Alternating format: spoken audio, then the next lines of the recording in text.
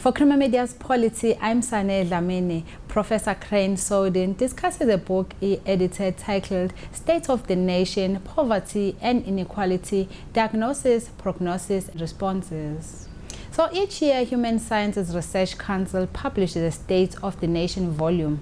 What is the overall purpose of this series? What we're doing with this particular theme is running it over more than 1 year because it's so important. So we're stretching this over a period of 3 or 4 years. So we're going to be focusing on this question of poverty and inequality. Next year we're going to have a focus on ethics in relation to the economy and a question of what our ethical responsibilities may be to these questions of poverty and inequality. The reason we're doing this is simply to make the point to the country that this is the single most important issue which we are having to deal with as a country. It underpins everything that we are dealing with. What are the chief insights of this year's edition? The big thing that we're making here as a point is that poverty and inequality are economic issues, but there are also cultural issues, there are also psychological issues, and there are also political issues. So we want to always start from the premise that some people have a lot and other people very little. But what sits behind all of those things are more than simply structural features of our economy. It's also got to do with what's going on inside of people's heads there, attitudes towards one another, people's self-perceptions, the confidence that people have. We'd like to bring all of those explanations, and we have tried in this book. So this is what this is distinctive about this book. We're trying to make the argument here that you've got to look at the big picture. And the big picture has elements and dimensions to it which we haven't paid enough attention to. And I hope we can keep talking about some of those questions. So the word intersectional is a word which we would like to make a whole lot more popular in everyday discourse, in people's language. When people are talking in conversation, phoning into the radios about stations about these questions of poverty and inequality, and coming to a sense that we need to explain why the country is in the situation it is, beyond simply saying that it's an economic issue. Our country is described as the most unequal country on earth. What are the main causes of inequality in our country, and why is inequality persisting 25 years since the dawn of our democracy? So the first point to make to you is that we're the most unequal country in the world in relation to those countries that collect these kinds of data and statistics. I'm darn sure that there are more unequal countries than ourselves. But in terms of the countries that collect statistics and data, we're a really important country. South Africa has been used particularly in these big global major studies about these conditions. But we're distinctive. We're a special country.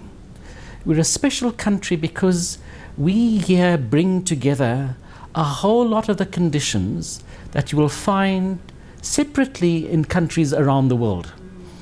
So elements of what you've got in many other countries come together here simultaneously, and that's what this intersectional thing is all about. So we simultaneously have conditions which make life good for some and bad for others in a way which you will see you can travel to other countries and you will recognize elements of what you see here in South Africa, but they come together here simultaneously in a way which makes South Africa almost the center of the world, the center of the globe, So we're a very important country to understand. So a work like this is of significance for South Africans, but it's also significant for people elsewhere in the world. The volume's writers indicate that the problem of inequality goes beyond economic factors to include structural exclusion, cultural and psychological dimensions. Can you please explain what is meant by this? When we talk about these extra or non-economic factors, we're talking about racism, we're talking about people's sense of cultural inferiority, we're talking about people's feelings of victimization, and so we're essentially making an argument here that what these combined and intersectional factors do is to both structurally keep people locked both in feelings of situations of privilege and of deprivation, but they also produce in and for those people psychological kinds of ways of thinking about themselves. You know, so a lot of what I personally, my own work, is to try and explain how racism is important in understanding these inequalities that exist between people. And the way racism generally, not always, and it's important for me to say, is to make people feel that they can't do.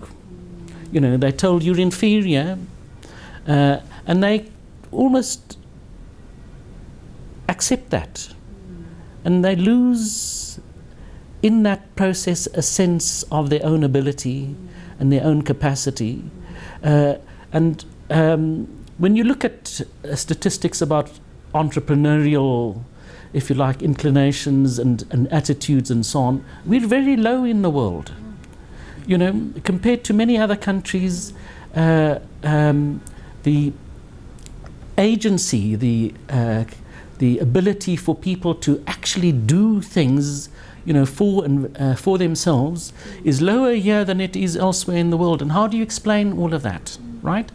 My own work is about making the argument that those conditions are the conditions of our legacy of apartheid, of racism, which have produced all of these antisocial forms of behavior, alcohol abuse, structural violence that you've got in families. All of these are facets of this legacy that we are having to deal with. I don't say that all people are like that, okay? Not every family is like that, but in many families you've got these real conditions where men in particular have difficulty in stepping up and taking responsibility. This is one of these dimensions of what this more than economic is all about. And a lot of it goes back to the migrant labor system, where men were separated from women, brought into the towns, you know, lived by themselves, lived under the authority of a boss who pushed them around and so on. So people lose their sense of dignity, their sense of agency.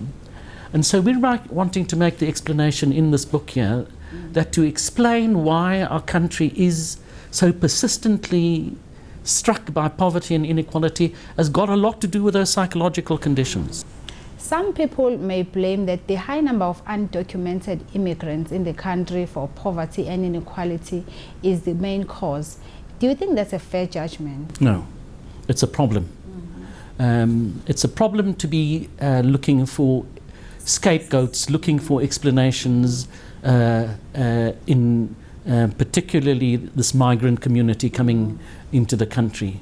This migrant community coming into the country is often bringing in resources and capacities which are really important inside of the country. But I want to emphasize that they in no way are taking away jobs in the sense that, you know, people are complaining in the townships, you know, from other people. There are much more complicated issues around migrants, refugees there, and people who are perceived as foreigners. It's not those people's problems. You know, the problem is often with employers, and the way employers are dealing with vulnerable people. So it's the political economy of these work environments which is the problem, and not the people who are employed in those communities. The volume also seeks to assess how much government has done to alleviate poverty and inequality. Can you please talk about the effectiveness of government interventions in this regard? So there's a lot of commentary in this work here about things like the extended public work system, the grants, the grant in aid system, the grant system that people would get. And you've got different studies which look at and analyse the Gini coefficient differently. The effect of all of that has been to bring down our Gini coefficient number quite considerably. When you take all of these interventions into consideration, they make South Africa look a whole lot better. So in those terms, they are really important interventions to be minimizing the scale of the problem. But they're still symptomatic. They're not dealing with the structural issues around how employment is facilitated between both government and the private sector. And we need interventions that aren't simply going to be alleviating, but actually structurally engaging with what the difficulties are. And we don't have those solutions at the moment. We don't have a solution at the moment for helping employers take much more proactive stances in terms of using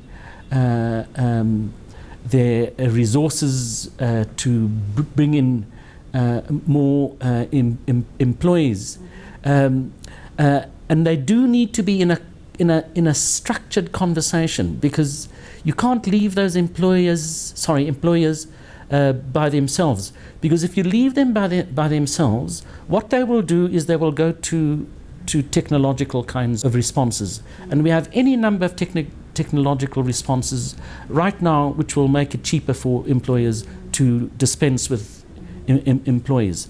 And that's not let me say this to you, Sonia, that's not an incorrect, and I won't blame employers for going like in that direction. And you take the whole mining industry, for the mining industry to mechanize is a natural thing. But you've got to find a way of bringing these employers into a discussion about how you both improve your levels of mechanization with your existing labor force, rather than as seeing them as the alternative, as the more expensive alternative. So there must be a structured conversation here now about how we use the labor that we have in our country. The discussion is largely going away in the way of talking about permanently unemployable people. And that's the expression that is being used. Permanently unemployable people. Where up to 45% of the country is permanently unemployable. I mean, if you are going to dispense of almost half of your population and describe them as useless, you're setting yourself up for levels of both resistance and revolt which the country can't afford. So employers have to be in a discussion in thinking about this labour force. A lot of South Africans are excited about the 6th Parliament sitting. Do you have the hope that things will turn around? Not in the short term. In the short term, I think the situation now is so bad. So we're now talking of the Reserve Bank and Treasury saying that we're this last quarter have gone through a contraction. The economy has contracted again. Okay, and you know that if we have 2 successive quarters of contraction, we technically find ourselves in a recession. So we have this, I think, immediate situation where the government is having to think about how it avoids landing up in that technical recession. Because if it lands up in that technical recession, all the dangers that are that these rating agencies will say that the country is not an investable space for foreign investment. And unfortunately, we cannot think without that dimension of input into the economy right now. Even as we're needing to reform the way in which the economy works, chasing away foreign investment right now is even somebody who is talking about restructuring our financial environment. And I am for that, about restructuring our financial environment, saying in the short term we cannot allow the country to go towards the situation in which countries like Venezuela currently might be.